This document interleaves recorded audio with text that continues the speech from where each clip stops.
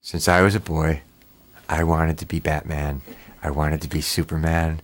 I I would go up in the fields. I would play in the backyard.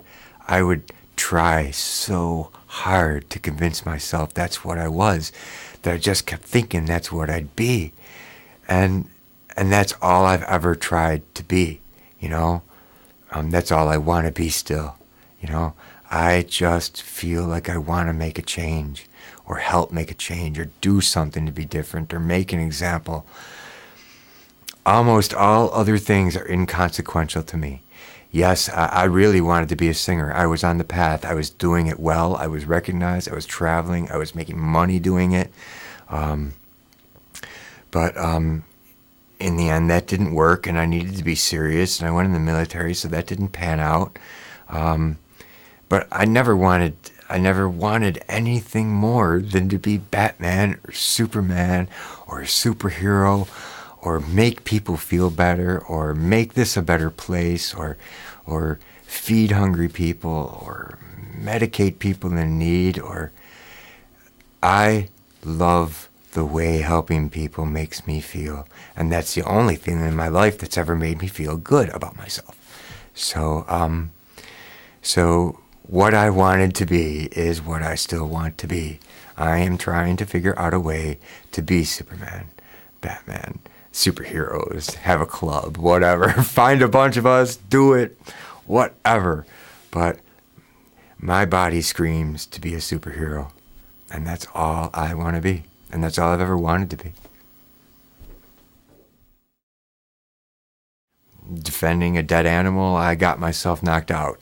Um, Defending a black man, I got my ass whooped. Um, Defending an American Indian who was about to get his butt whooped, got my butt whooped. One guy even put a beating on my face. I didn't know if my face would come back the same way, but it's like, this person wanted to hurt somebody because they were an American Indian, and they were about to. And you always think that the person's going to step back, but they didn't. And a lot of people ended up coming to my defense, and he finally got off of me because somebody was going to smack him with a bat. But my physical injuries have come because I've been in defense of something, and I wear those injuries as badges of honor. So I don't mind them. And I would still do it again. One time on my way home, it was fall and it was dark, and I was coming down Delaware Avenue. I was in Kenmore, and there was a cat crossing the road, and there was a car coming, and I yelled to the cat to get out of the road. What did the dumb cat do? He stopped, got back on his butt, looked up to see who had yelled at him, and got ran over.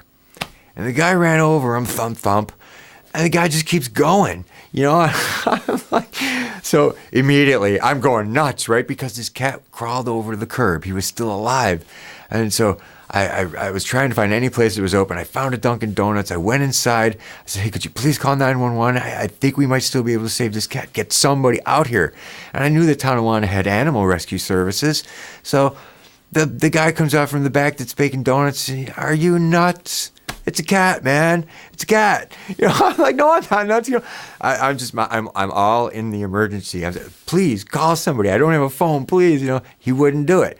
So finally, the waitress at Dunkin' Donuts, after hearing this, says, look, man, can't you just feel bad for the guy and just call somebody? So he does. He calls 911, and the Kenmore cop comes, and he's like, what's going on? And I show him the cat and everything. You got to be kidding. I said, no, I'm not kidding.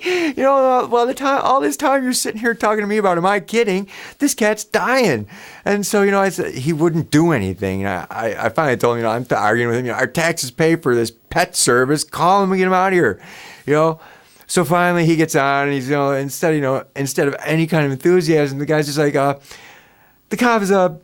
Look, I got this guy here, he's got a cat here, and could you send somebody, and hey, tell him to bring a cardboard box. Oh, you know what? It destroyed my faith in humanity, and I caused the cat's death, and the cat did end up dying. You know, I went over and I sat with it until it died, and then the guy showed up, and he didn't bring a box, and so I went to Dunkin' Donuts, I got a box, but I went home. And my family could not believe that for 3 days I was just crying and out of it. I couldn't believe that I had caused the death of something, and then more than that, every human around me acted so coldly about it. I know it was just a cat, but it lives. There was no reason not to help it.